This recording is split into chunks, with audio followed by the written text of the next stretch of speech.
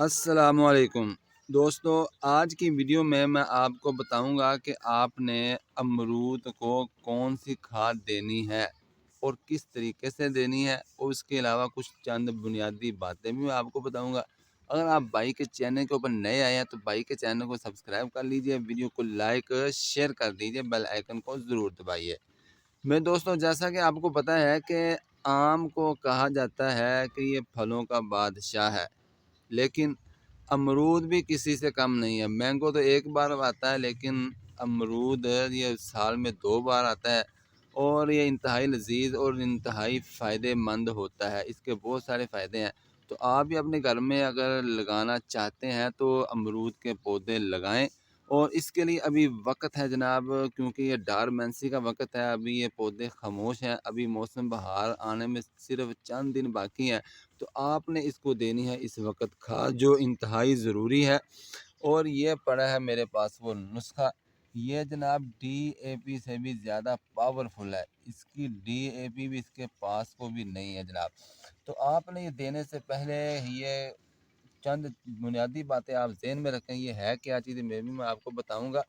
سب سے پہلے آپ نے یہ جناب جو تنا ہے نا اس کا، یہ اس کے ساتھ مٹی اس طرح سے لگا دینی ہے، اس کو ذرا پہاڑی نما بنا دینا ہے۔ اس کے 2 فائدے ہوتے ہیں، ایک تو یہ کہ آپ کا تنا مضبوط رہتا ہے، جب ہوا چلتی ہے، جب گرمیوں میں بارشیں ہوتی ہیں، مونسون آتا ہے، تو یہ آپ کا پودا مضبوط رہتا ہے، یہ اپنی جگہ سے ہلتا نہیں ہے، ٹوٹنے کا اس کو خطرہ بھی کم ہو جاتا ہے۔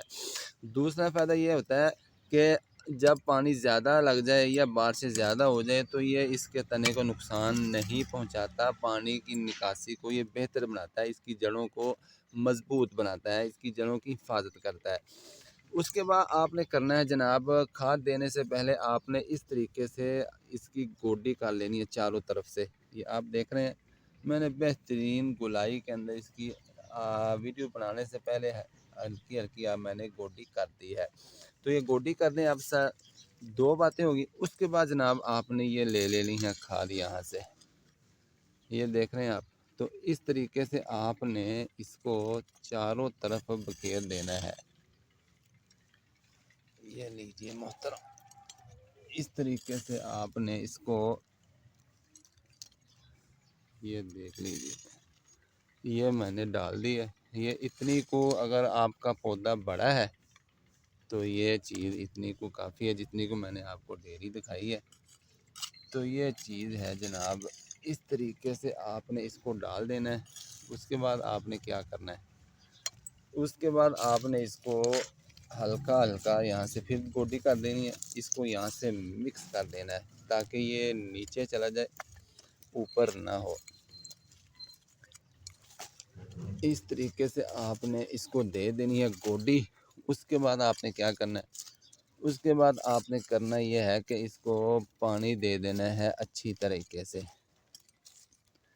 پانی دینے کے بعد میں آپ کو یہ بتا دوں یہ ہے کیا چیز، یہ ہے جناب مرغیوں کی بیٹھیں۔